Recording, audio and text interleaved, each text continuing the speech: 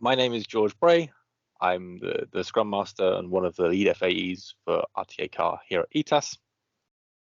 I joined back in 2018, initially working on eHooks on hook-based bypass software, moving to the ETAS virtual ECU, then settling on this FAE role for the last few years. With me is Sam. Hi everyone, my name's Sam. I've been a field application engineer at ETAS for nearly 3 years now, and that means I help fix our applications in the field. So when a customer has an issue with our tools or their projects, it'll come to our team and we help them resolve it. I also created the extended starter kit, which you'll hear more about later, but a quick summary is that it's an example project that customers can use to play around with our tools. My part in this was adding full Ethernet support to it.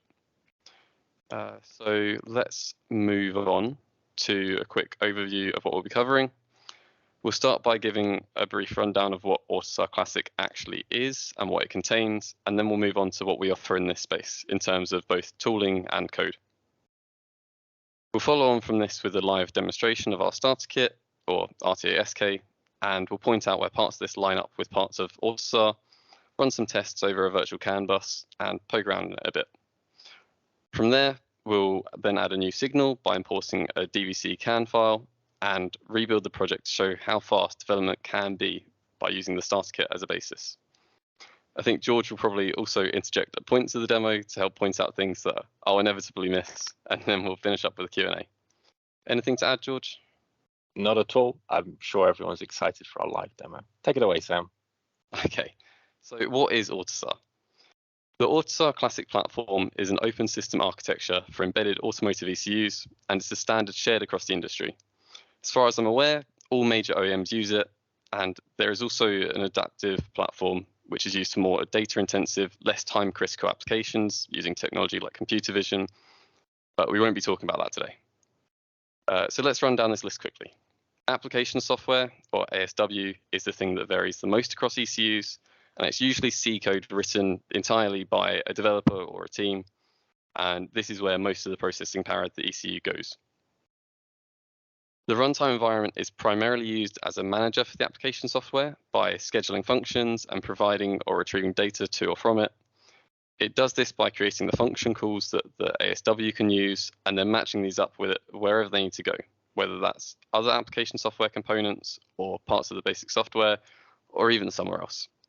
We do this because it means that we have more control over the data, sort of like getter and setter methods within object-oriented programming languages. So I mentioned the basic software. This is what controls the basic functionality of the ECU. It handles everything you can see in that diagram in neat little modules, which can be enabled or disabled depending on whether they're needed or not. Within our starter kits, we have a lot of these set up with, sorry, I was just moving over. I forgot that we had little boxes that go around them. Within our starter kits, we have a lot of these set up with basic tests to check their functionality. But really the most important part is that it manages the communication stack. You might have a single byte of data you want to send over Ethernet or CAN to somewhere else on a network, and sending that from application software, the BSW will handle all of the network stack that is needed for that. So it will handle, within CAN, it will handle the network addresses, or within Ethernet, it handles most of the OSI model. And yeah, as I said, the application software doesn't need to know about it. Running alongside that, we have got the OS, and this handles the real-time aspect of the ECU. It deals with scheduling the RTE and making sure that any errors are caught and managed appropriately. And it also handles the cross-core communication on multi-core ECUs. Finally, the MCAL. You may have guessed that this abstracts the microcontroller away from the user, microcontroller abstraction layer, and this tends to be developed separately from the rest of the ECU software by the board or the microcontroller manufacturer. It tends to be specific to each microcontroller, and mainly just provides driver support to the BSW through standardized APIs. Where the BSW might provide a network packet, the MCAL will actually convert that into whatever format is needed for the Ethernet transceiver on that board, and then actually send it that way. So let's go into the application software. This is at the top level, as we saw in our diagram, and this controls the primary functionality of the ECU. It's where the developer gets free reign of what that specific ECU does. So as an example, in an ABS ECU, this is where the code to monitor wheel speeds and brake pressure would reside. and if the wheel speed drops to 0, it can communicate back out that brake pressure needs to be lowered. Depending on the way this is set up, this function could run 1,000 times a second, or as many times as the wheel speed sensor can be pulled for new data, or it could run every 10 seconds, every minute. It's quite configurable that way. The code itself is written by a programmer, but the function names and calls are specified within XML files so that the RTE is able to schedule them properly and make sure everything runs as expected. Final point on this is that because the RTE handles these interfaces, the application software can be developed for one microcontroller, but then used and modified across many others without having to worry about how these signals are actually getting in and out of an ECU, or how they get converted into real data.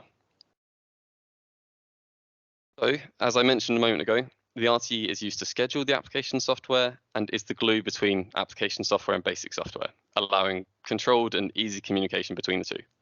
If we're sticking with that ABS example, the role of the RTE would be to run that main ABS function every thousandth of a second, or dynamically every time new data is received by the ECU, and then provide that data to the software component. Once the function does what it needs to do and decides what it wants to drop braking pressure, the RTE will then forward that information to either a different ECU through the BSW communication stack, or another software component on the same ECU. It's very customizable, and a lot of this depends on how a developer chooses to implement it. Since the RTE is responsible for inter-software component communication, it can also handle generic software components that might be acting as libraries and shared across an entire manufacturer's set of cars. Move to the BSW. This controls the basic functionality of the ECU, mainly the communication and lower level functions. Each function is broken down into a module and can be configured individually, as we saw in the previous diagrams. And this, while they can be configured individually, some are reliant on others, but the link is quite obvious usually. So the CAN state manager requires other parts such as the CAN interface module, the CAN module in the MCAL, that kind of thing. As an example, it's like how Windows in the background will handle keyboard input from a keyboard driver and put its text input onto the screen, or how files are managed in the background. So if we copy and paste a file, Windows does a lot more behind the scenes with like disk fragmentation and that kind of thing. This doesn't matter to us as users, and it doesn't matter to the application software either. The RTE handles all of this, and we don't need to worry when we're writing application software. Some configuration of this is possible through the XML files, but the majority of this is statically generated, and it's just regular C code that the end user, the end programmer, as I've said, really not that important to us. Alongside the BSW, we have the OS, and this handles the scheduling of the RTE and the basic behind the scenes error handling.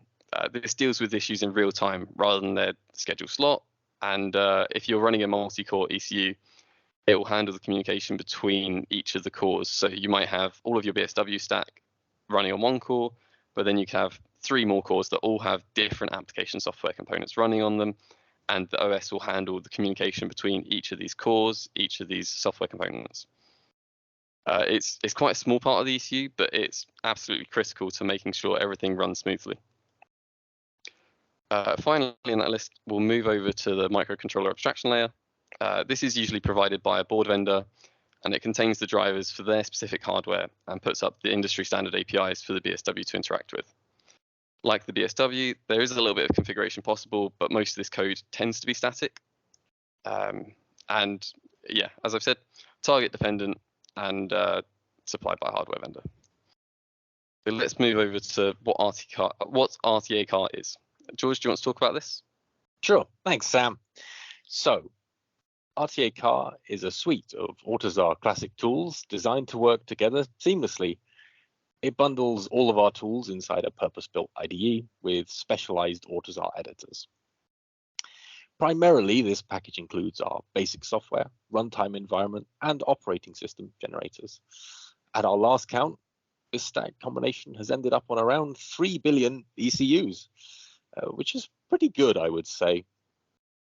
One of our key features is generation of the BSW module configurations from system configurations, namely after using various importers from legacy or still relevant formats such as DBC, DEXT, or LDF.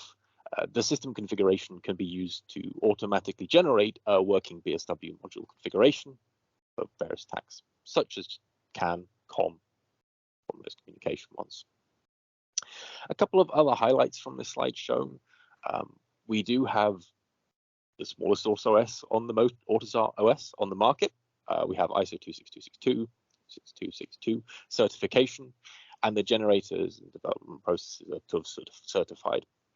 Finally, as listed, the stack itself is compliant to a number of different OEM platform requirements. So we've spoken about RTA car, but what about RTA SK? What about the starter kit? What's that one all about? Well, the starter kit, or RTA SK, is our solution for customers wanting to evaluate or get started with our tools. The starter kit contains a basic configuration for most of the common AUTOSAR modules, and means you don't have to learn an entire stack in advance to evaluate our software. It contains simple tests to evaluate the stacks and to prove your hardware is functional, and to help you learn how things are working inside. The starter kit can be regenerated with just a trial license of RTA car, or it can be flashed directly onto hardware. We do ship ready-to-go binaries. Finally, it's not uncommon for our starter kit to form the basis of a larger customer project. The starter kit contains enough configuration to get an ECU up and running, and it's easily extensible into something much more. Of course, the final product is often a far cry from the starting point, but it's important to have a starting point somewhere. So, without further ado, over to Sam for a demonstration of our starter kit and our stack. Sure. Let's get one of our starter kits up and running now. So we'll launch up the Busmaster. This is how we communicate with our virtual ECUs. And I believe it can be used for real ECUs as well. Is that right, George? Correct. So Busmaster is our open source bus monitoring tool. It supports various different controllers. Primarily, we use it with BOA, which is our basic open API for ETAS, Exact, and a few vector cards as well. But as Sam said, in this case, we're doing everything virtually. We have our virtual ECU, we have a virtual CAN bus running. So let's get one of these ECUs started up. We'll bring that up now. And we should have this ready to go. Here's one I made earlier, actually. Let me just remember these changes. This was from the webinar on Wednesday. We'll go back to how we were. So this is just the standard starter kit as we ship it. Once this loads up, we'll see that it communicates over CAN and it sends out a standard message. So this is from a previous memory test, and we can transmit to this over the CAN bus, and we could just send the standard communication test, and we should see that that comes back as a 0100. And this is all configured within our master software component, that as we send a test, it comes back. So we could send a watchdog trap test. And so as we send that, it will go through its tests internally, and we'll see that it comes back. And we can see that if we skip over to where this code is defined, the way this works is we have a start checkpoint and an end checkpoint, and we make sure that the clock is within the expected values here. If you wanted to play around with this more, you're welcome to. It's I think if you speak to one of our support teams, they can get you set up with this ready to go. But if we head back into the main parts of this, we can see that we have a source folder here, and this lines up pretty well with what we saw earlier in the AUTOSAR stack.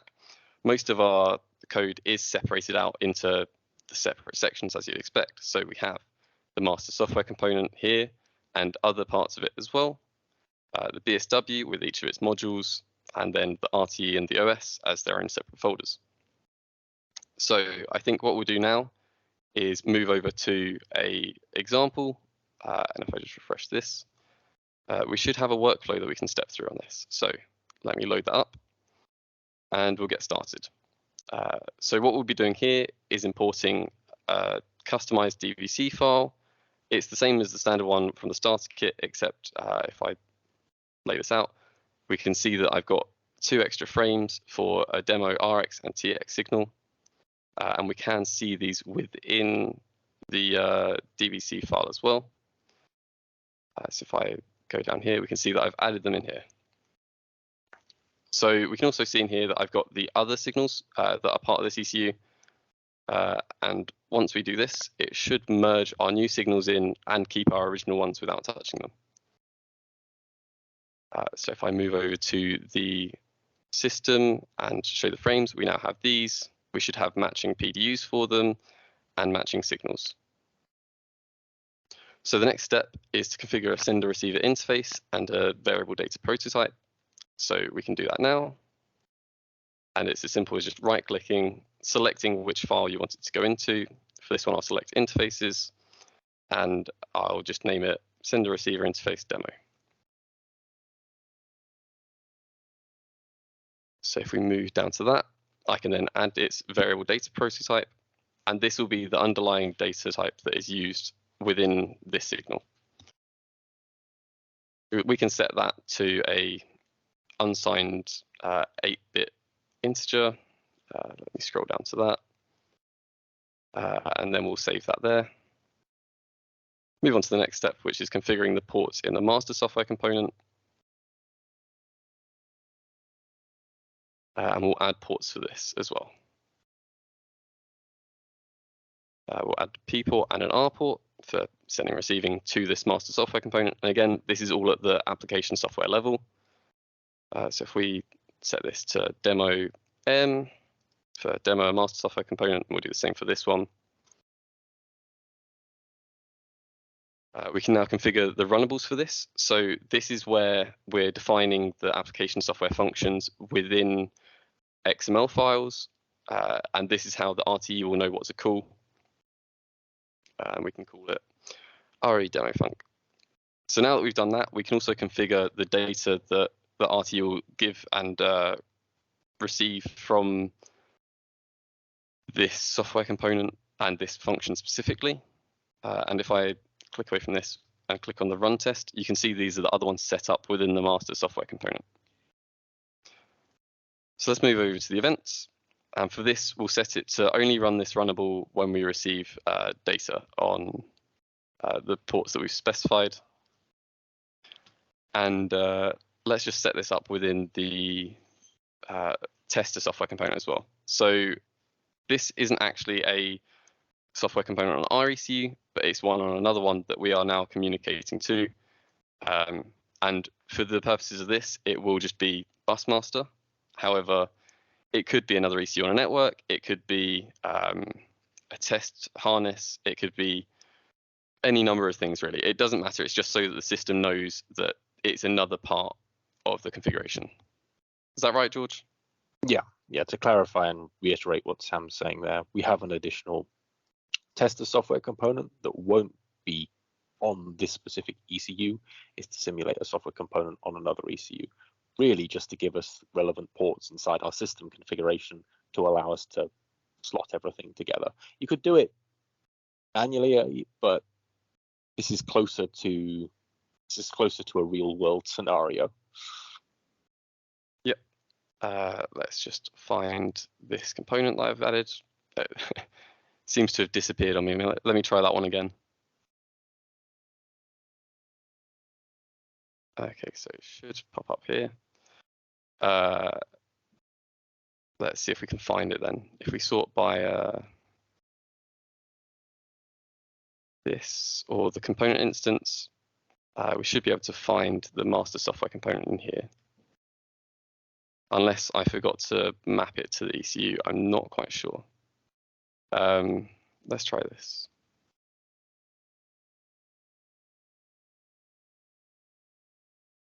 Yeah, I'm not sure why it's not appearing here.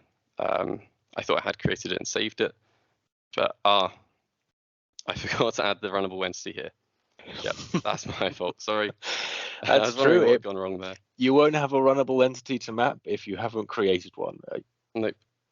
Let's just go back to here, and it should now appear when I search for it. Yep, there we go. That was just me being too hasty, but we'll drop it into here. And so the RTE now knows to run that function. So what we can do from this point is we can run the auto assembler. And what this will do is it will find all of the unconnected ports, or well, it'll find all of the compatible ports, but we can hide the already connected ones. And we can just link up our tester component and our master software component on both the P and R ports for those. So if you run that, the next step is to map this to this data to the signals themselves. And from there, we've only got the configuring the C code, which is quite quick. So for the P port, we want the TX signal because it's providing. And for the R port, we would like the RX because it's receiving. And so we'll just map those in, save that. And then the final step is just to create our code frame.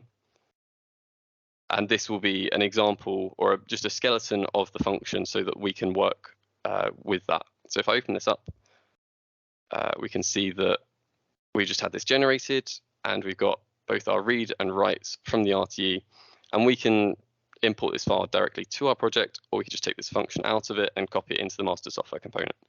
So for me, that's the easier option. And so I'm just going to do that and put it at the bottom. And within these are protected sections of the software component. So I can do whatever I want in this and it won't be modified, even if I change parts of the application software. If I change the inputs, the outputs, that sort of thing, it shouldn't matter to this. So what we'll do is we'll take the value of read1 and we'll double it. So any data that comes in will just be doubled and sent straight back out. So from this point on, I think we have done all of these steps and we should be good to start generating things. So George, do you want to start talking about the RTA car starter kit in the background? Sure. While I do this. So while we allow Sam to actually run the code generators, run a build, instead of watching a log slowly creep by, I will speak a little bit about what we've just talked about, what Sam's just done. To recap, what is a starter kit? The starter kit contains a basic configuration for our basic software, runtime environment, operating system, and it contains a configuration for a microcontroller abstraction layer. For physical hardware, the MCAL configuration is often for a third-party MCAL, usually the MCAL of the vendor themselves.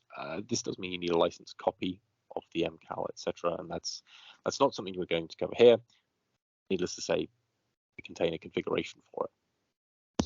Additionally, we have some sample application software that is implementing the test functionality of the starter kit that Sam was adding to.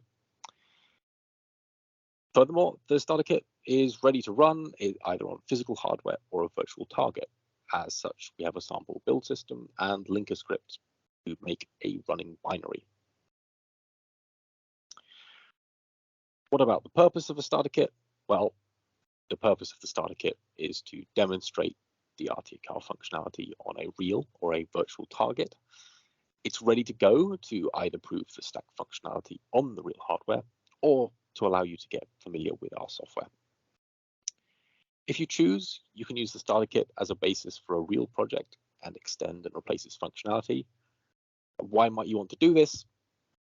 For instance, the ECUM and BSWM, so the ECU mode manager, the basic software mode manager, startup of the ECU, it can be a bit difficult to get going. And usually, especially on the ECUM side, it's quite standard, depending on which specs you're running, of course. So swapping out the application software for your own functionality is more of a trivial task. The example build system for the hardware does include a link script and a simple memory layout to get things going on the hardware.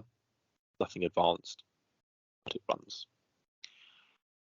Finally, it's overall a very minimal project to help with debugging hardware or software. So either your application software can be integrated into our starter kit and step through on the real or a virtual target, or as mentioned, you can use it to prove functionality of the real hardware.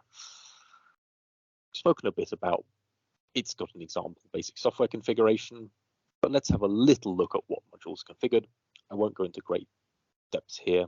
We really only want to scratch the surface of AUTOSAR, RTA car, and the starter kit.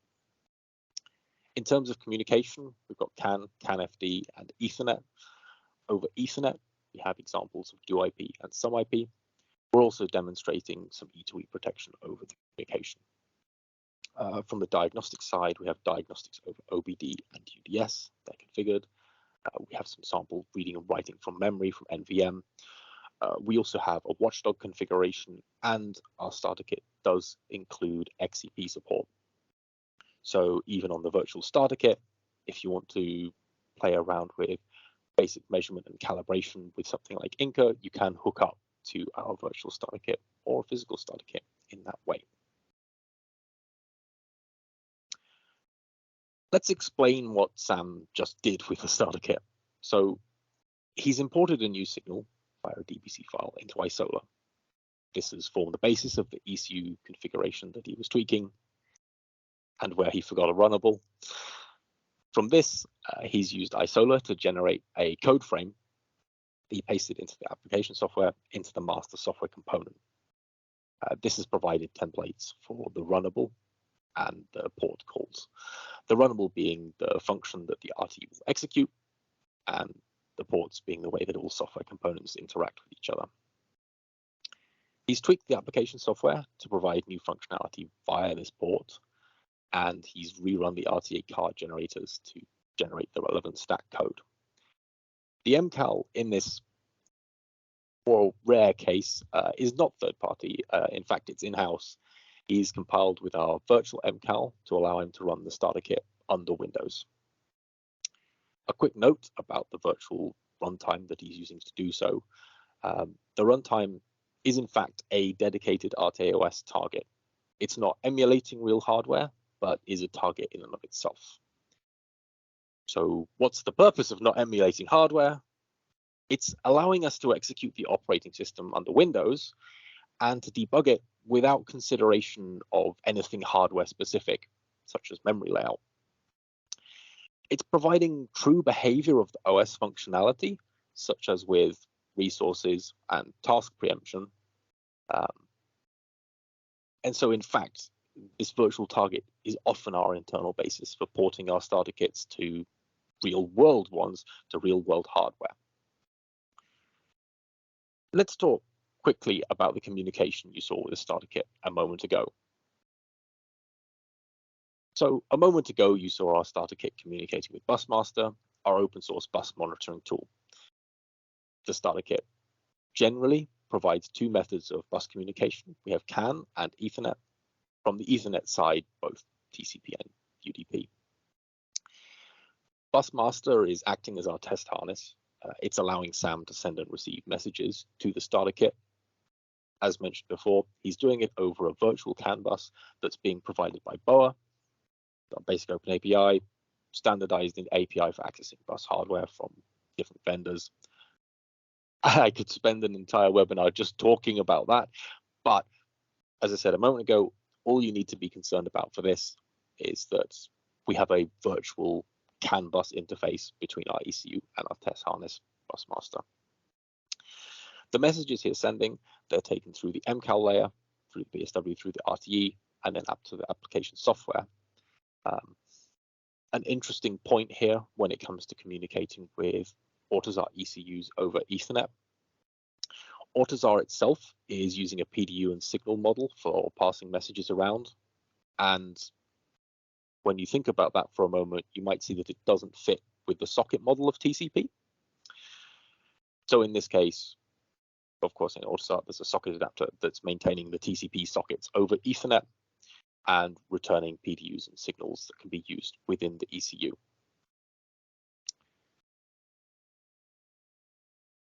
There we go. Continuing on the topic of communication, on a tangent, we do have several variants of our starter kit. This is to accommodate several different types of hardware, with one of the main differentiators being communication. Firstly, there's the standard starter kit that just has CAN communication, That's what Sam's working with. This provides the basis of all of our starter kits. At the other end of the scale, we have the extended starter kit that has CAN and Ethernet communication, which includes some IP, DoIP, etc., that rely on Ethernet. And included here for completeness, not necessarily being split on a communication bus, we do have a multi-core starter kit. This is a extension to the standard starter kit that contains additional software components that run on a separate core. All of these are kept separate to keep the standard starter kit as simple as possible. Now, hopefully, the build has been completed. We head back to Sam to see the fruits of our labor. Sure. Let me just reshare my screen, and we should be able to see. I haven't tested it yet. We'll see what happens, but everything built successfully.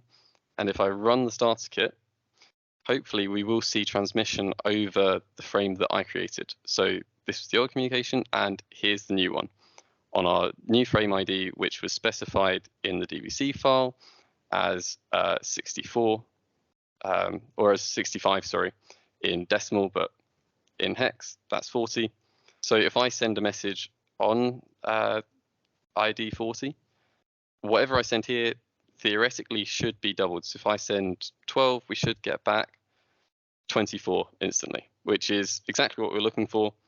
And that's what we've set up here. So that goes to show that you can do some really rapid development using this starter kit. You could put whatever code you want here, whatever frames you want to import from an existing DVC file or other importers as well. And we did that in 12 minutes, 13 minutes. Was that, George? Something about that, yeah. So yeah, we can do this kind of thing really quickly, and it leads to much faster development cycles than having to do everything from scratch. So let's head back to the PowerPoint, and we'll continue from where George left off. And we'll conclude there, I think. So here's a list of the contact information you can speak to. And I think we're handing back to Lee. Is that correct? Anything from you, George, before we do? That's the presentation. Thanks for joining, everyone. Have a nice rest of your days.